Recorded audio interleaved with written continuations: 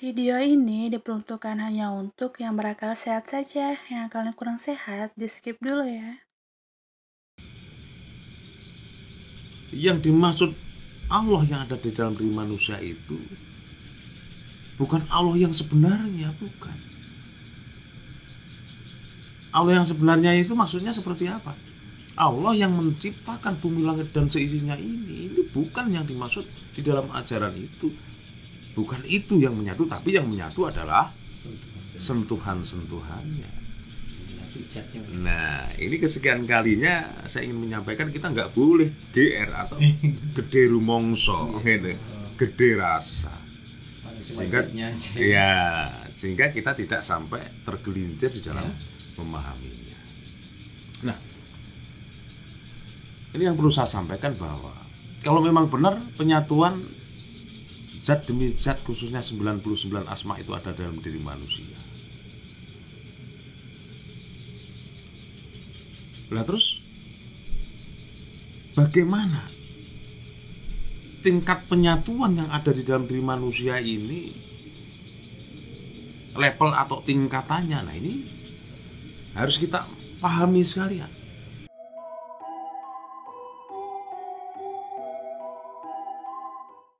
Ini begini menyambung dari ajaran Syekh Siti Jenar. Beliau mengatakan, jika Anda menanyakan di mana rumah Tuhan, maka jawabannya tidaklah sukar. Allah berada pada zat yang tempatnya tidak jauh, yaitu berada dalam tubuh manusia. Maksud dari tulisannya Syekh Siti Jenar ini, jabarannya itu seperti apa ya?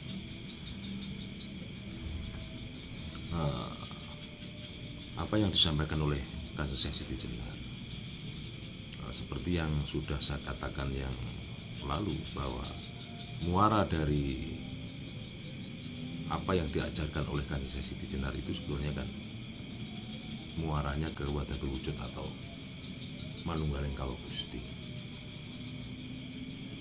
Nah, makanya zat pun yang setidaknya 99 asma itu menyatu di dalam diri manusia. Jadi Allah yang mempunyai 99 asma ini sebenarnya menyatu di dalam diri manusia seperti kita ini juga sebetulnya. Nah, yang bisa membuktikan atau yang bisa menyaksikannya tentu orang-orang yang memang mencari dan menggali di mana penyatuan-penyatuan zat demi zat, asma demi asma yang ada di dalam diri manusia ini. Dan pada dasarnya yang dimaksud penyatuan atau yang dimaksud oleh Kanjeng Syekh Siti Jenar dengan ajarannya yang bernama Wahdatul Wujud itu sebetulnya tidak serta-merta bahwa yang menciptakan alam semesta ini menyatu di dalam diri manusia, itu tidak. Jadi yang dimaksud kata Allah, yang dimaksud oleh Syekh Siti Jenar melalui ajaran-ajarannya, bahwa Allah itu sebetulnya cuma semacam sentuhan-sentuhan saja. Jadi sentuhan-sentuhan yang ada di dalam diri manusia dan di dalam diri makhluk hidup yang lain. Ada sentuhan-sentuhan yang menciptakan alam semesta ini. Nah, sentuhan-sentuhan itulah yang dinamakan Allah. Jadi jangan sampai salah persepsi bahwa Allah itu yang menyatu di dalam diri manusia dan Allah yang menciptakan alam semesta ini beserta isinya tentu tidak menyatu di dalam diri manusia. Makanya harus jeli untuk memahami apa yang sudah disampaikan oleh Kanjeng Syekh Siti Jenar. Karena kalau nanti tersalah persepsi, maka apa yang kita yakini itu akan malah menghancurkan keimanan yang kita miliki. Nah, bisa jadi secara pribadi diri kita sendiri menganggap dirinya Tuhan, misalkan seperti itu. Dan orang lain pun yang mendengarkan akan mengolok-olok kita, bahkan akan menyesatkan kita. Nah, ini yang perlu dicermati di dalam pemahaman dan di dalam penyampaian. Dan tidak menutup kemungkinan apa yang saya uraikan ini juga akan menimbulkan pro dan kontra. Ya, tapi yang mudah-mudahan saudara-saudara yang kebetulan mendengarkan dan mengikuti apa yang kita bincangkan ini bisa memahami apa yang saya uraikan.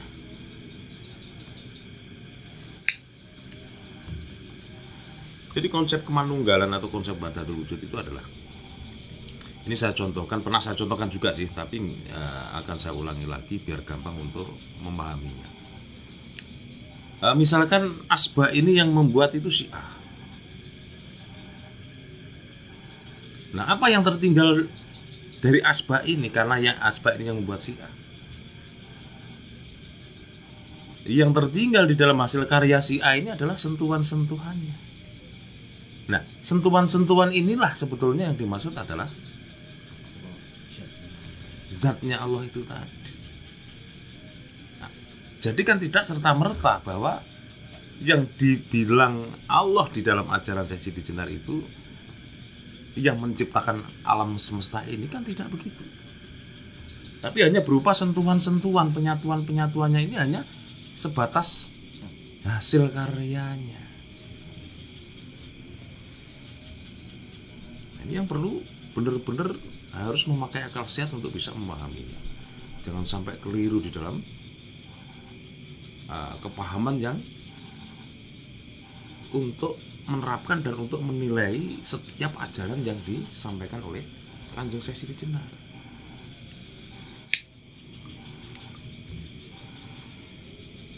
Makanya salah satu ajaran Kanjeng Syekh Jenar mengatakan bahwa bila mana ada yang bertanya, keberadaan Allah itu di mana? Itu sangat gampang jawabannya.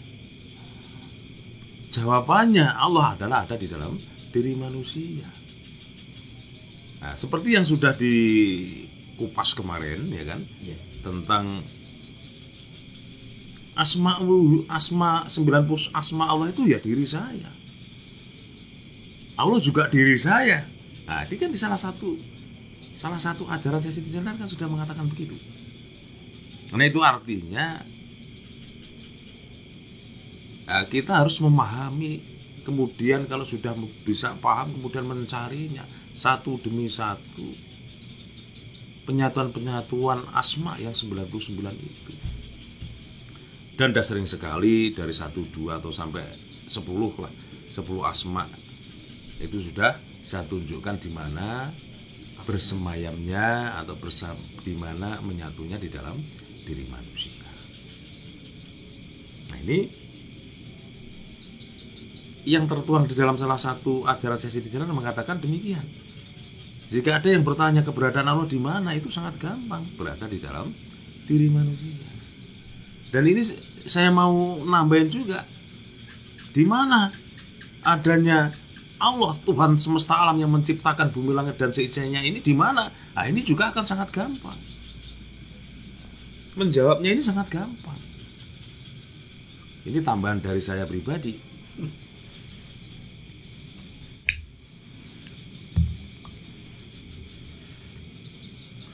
Kalau Kanjeng Syekh Siti Jenar mengatakan bahwa sangat gampang menjawab ketika ada yang bertanya Allah itu berada di mana, dan jawabannya ada di dalam diri manusia.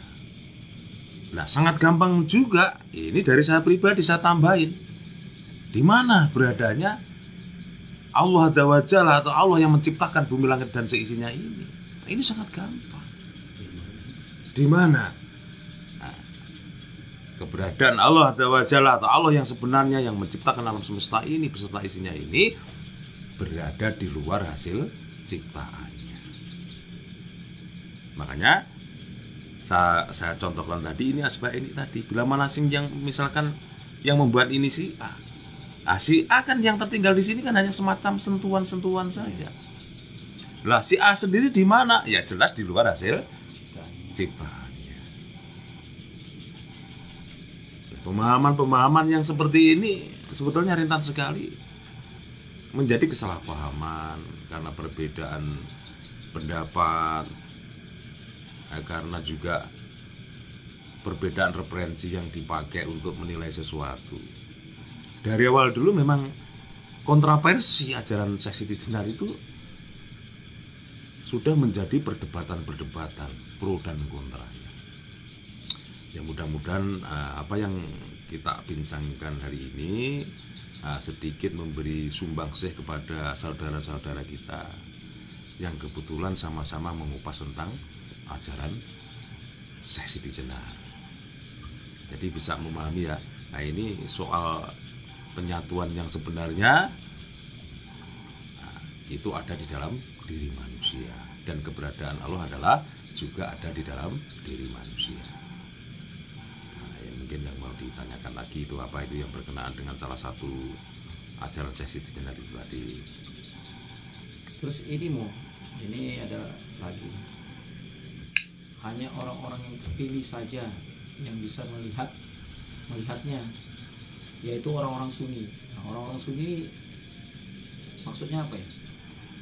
Orang Sunni itu ahlu sunnah atau ahli melaksanakan sunnah-sunnah yang sudah disampaikan oleh Rasulullah. Jadi yang jelas karena sunnah-sunnah yang disampaikan oleh Rasulullah ada kaitannya dengan hadis-hadis yang beliau sampaikan, bahwa sesungguhnya Allah itu keberadaannya lebih dekat dari urat leher. Siapa yang ingin mengenal Tuhannya maka kenalilah dirimu sendiri. Nah itu kan salah satu kisi-kisinya kan seperti itu. Nah, sesungguhnya rupanya manusia ini rupanya Allah. Batinnya manusia atau kolbunya manusia adalah rumahnya Allah. Nah, itu kan salah satu kisi-kisi yang bersumberkan dari as-sunnah atau ahlus sunnah yang berpijakan kepada sunnah Rasul, sunnah Nabi atau hadis-hadis yang sudah disampaikan kepada kaum muslimin ketika Kanjeng Nabi Muhammad itu masih hidup. Jadi itu namanya ahlus sunnah atau ahli sunnah atau orang-orang sunni. Nah kemudian harus orang-orang yang terpilih. Nah meskipun orangnya ini ahli sunnah, kalau tidak melakukan atau mencari dan menggali apa yang dimaksud dari beberapa hadis yang sudah disampaikan oleh Rasulullah, ya dia nggak akan menemukan. Karena ini perlu tekad, perlu keteguhan. Nggak cukup tekad dan keteguhan untuk mencari, juga perlu penuntun yang kredibel di dalam pencariannya itu. Karena ini sudah mengarah ke jalan pencarian menuju Tuhan. Jadi nggak bisa salah-salah lagi atau nggak bisa kita sembarangan di dalam memilih pembimbing kita kalau ingin mengetahui dan mencari apa yang dimaksud oleh Kanjeng Syekh Siti Jenar melalui ajaran-ajarannya. Ya memang orang-orang terpilih saja yang bisa mencapainya itu. Nah, terpilih yang seperti apa? Hanya untuk orang-orang yang punya keteguhan yang luar biasa di dalam pencariannya. Harus benar orang-orang yang nekat, harus orang-orang yang betah tirakat. Nah ini kata orang Jawa kan seperti itu, betah tirakat, betah melek. Tapi tetap dalam bimbingan orang-orang yang berkompeten di dalam pembelajaran hakikat agama. Nah ini nanti kan dari ajaran-ajaran Syekh Siti Jenar ini kan muaranya nanti kan membentuk manusianya untuk jalan kemarifatan sebetulnya. Makanya dari beberapa ajaran ini kan dibilang ini kan ajaran Syekh Siti Jenar menuju ma'rifatullah kan begitu. Jadi benar-benar untuk orang-orang atau untuk manusia-manusia memang benar-benar ingin meningkatkan kualitas dirinya yang tidak hanya sebatas syariat pengetahuannya, tapi memang untuk manusia yang punya keinginan lebih atau keinginan yang tidak lumrahnya manusia. Nah untuk keinginan yang lebih atau untuk keinginan yang tidak lumrahnya manusia, tentu tata caranya juga tidak lumrah seperti manusia pada umumnya. Nah ini yang perlu dicatat.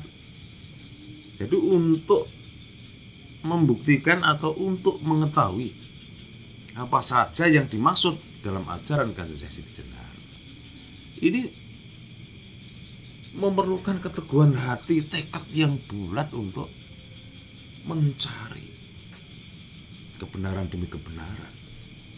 Nah, selain itu butuh juga, sekali lagi butuh juga guru mursyid atau pembimbing yang jelas, atau guru yang memang benar-benar berkompeten di bidangnya, khususnya urusan kemarifatan.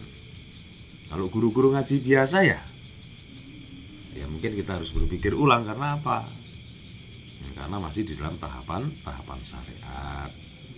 Lelakunya atau puasa-puasanya atau riadoh-riadohnya kan masih sebatas puasa-puasa biasa. Berarti ini Kimo ya, mengenai masalah ajaran kami Jenar ini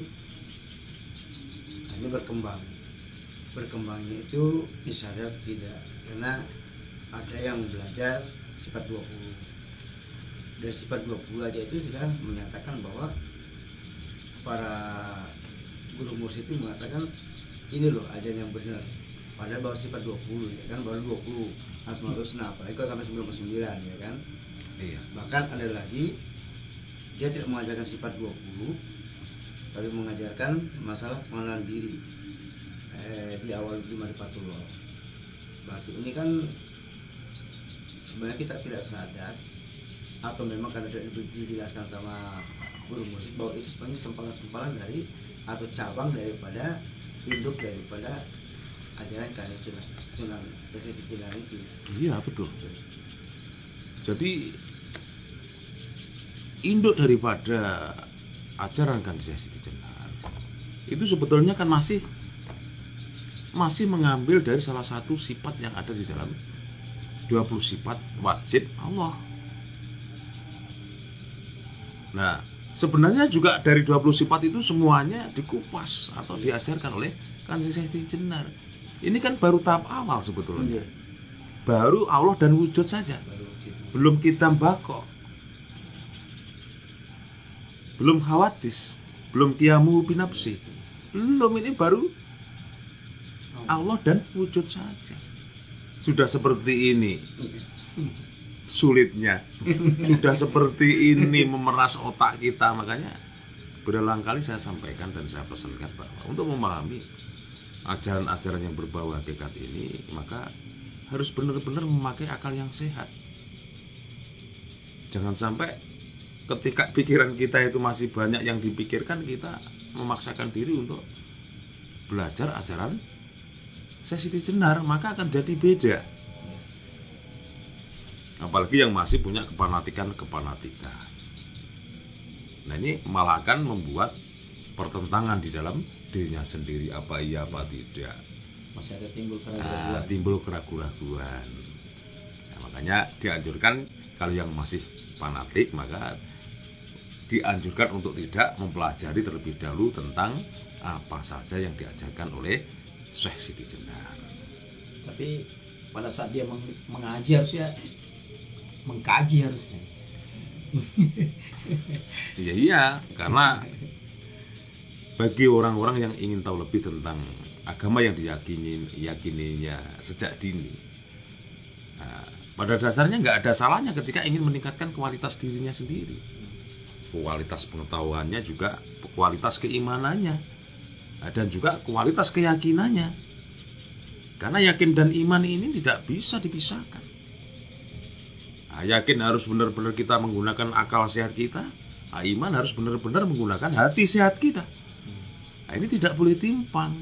Kalau timpang tidak akan menjadi, artinya tidak akan bisa sempurna di dalam pemahaman dan pelaksanaan agama yang kita yakini ini, apalagi mengarah ke soal hakikat murni, nah, yang bisa mengantar manusianya menjadi manusia-manusia yang sudah bermakrifat, atau dalam golongan orang-orang yang sudah makrifat.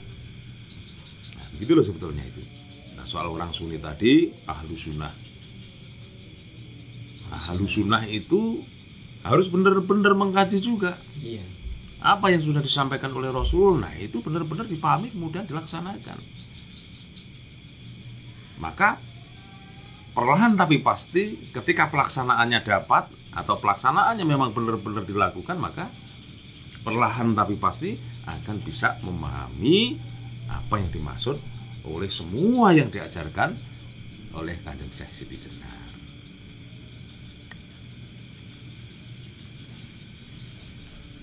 Jadi ini kalau berbincang masalah ajaran demi ajaran Kanjeng Syekh Siti Jenar memang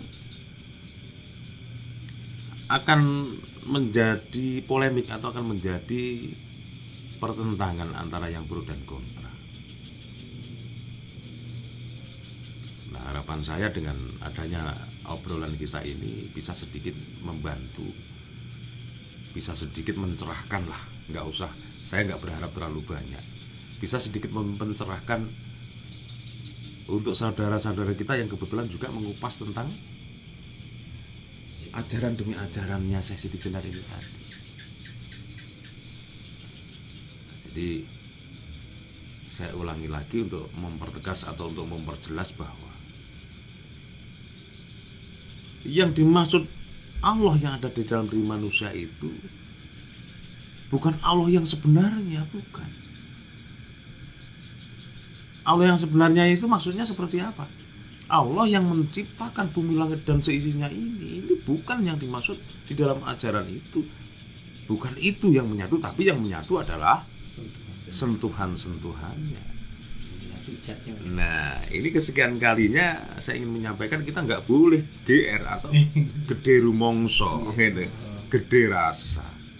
Sehingga kita tidak sampai tergelincir di dalam memahaminya.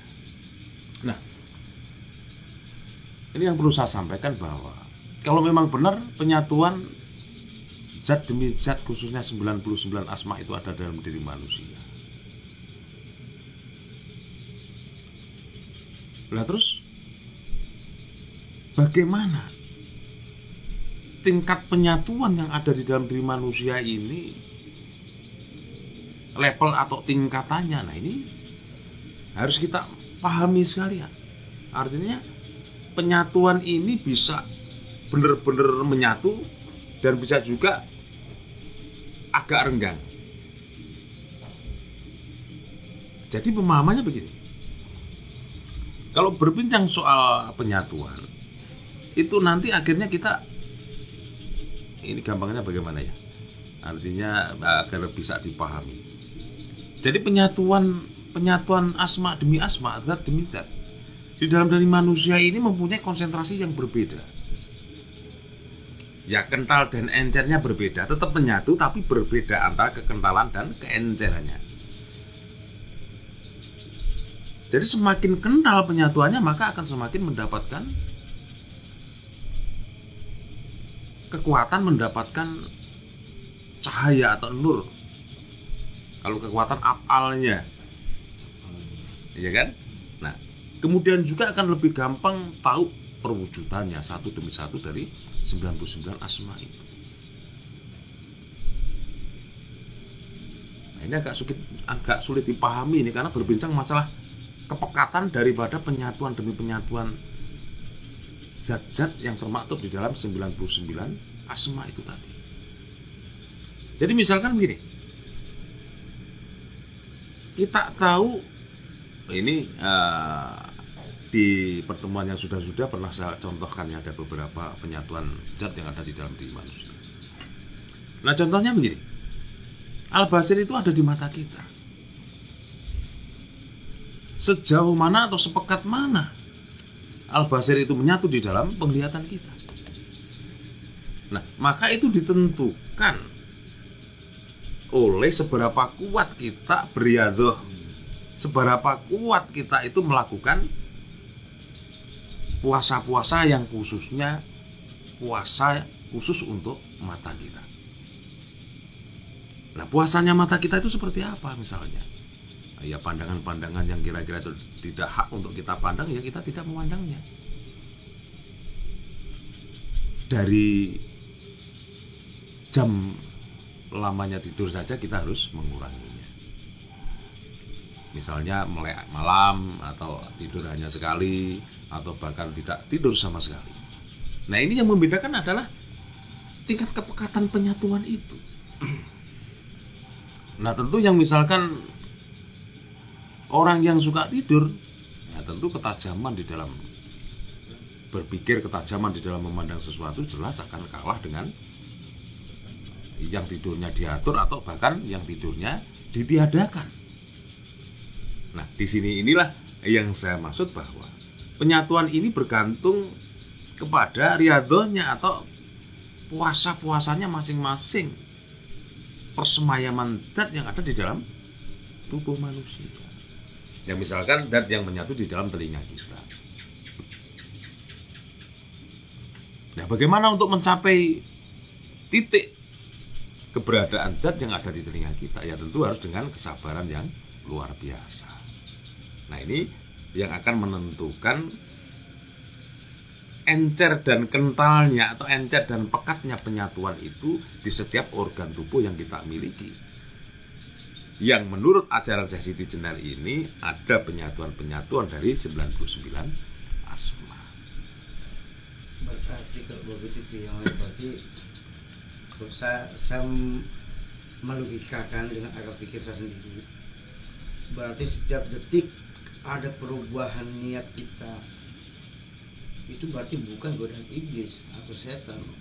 Berarti 99 asmaul husna ada atau yang dalam tubuh kita itu yang berusaha untuk menjadi pemimpin, sehingga kita punya berubah setiap detik itu. Berarti bukan godaan iblis dan setan begitu. Ya ada kalanya itu merupakan godaan iblis. Kita tidak berbincang soal setan karena iblis itu yang murni ada di dalam diri manusia. Nah, kalau setan kan dari luar diri manusia. Nggak ada kalanya itu godaan iblis. Nah, dari godaan iblis atau bukan, ini kan dari nuansanya ini kan kita sudah bisa merasakannya. Kalau selalu mengarah ke soal kenegatifan, nah itu tentu sudah merupakan upaya iblis untuk menggoda kita. Nah, kalau soal setiap saat apa yang kita rasakan atau apa yang kita tampilkan di dalam hidup kita ketika itu, ada pergeseran atau pergantian zat yang ada di depan, maka itu ada benarnya. Nah, contohnya begini, ketika kita makan, ini zat yang menguasai kenafsuan makan kita. Ya tentu tangan ini memegang sendok, mengambil makanan, kemudian dimasukkan mulut. Ini pakai tangan loh. Dia kan pakai tangan ini kan. Dimasukkan ke mulut juga mengunyah makanan. Nah, ketika yang ngurusi makanan ini sudah tidak lagi ada di permukaan, maka bisa saja ganti dengan yang lain. Nah, mungkin yang gampang dipahami itu dengan amarah. Nah, amarah kita itu sama-sama memakai tangan. Maka tidak lagi mengambil makanan kemudian memasukkan mulut, pasti ganti mengepal, awas kamu. Nah, sama-sama memakai organ tubuh ini. Nah, sambil mulut ini sambil mengumpat atau sambil berteriak. Nah, ini kan contoh yang gampang untuk dipikirkan. Sama-sama menggunakan organ tubuh ini, menggunakan jasad ini. Ketika yang di permukaan jadi pemimpin ini berbeda, nah maka akan berbeda juga karakternya. Tapi tetap memakai jasad ini.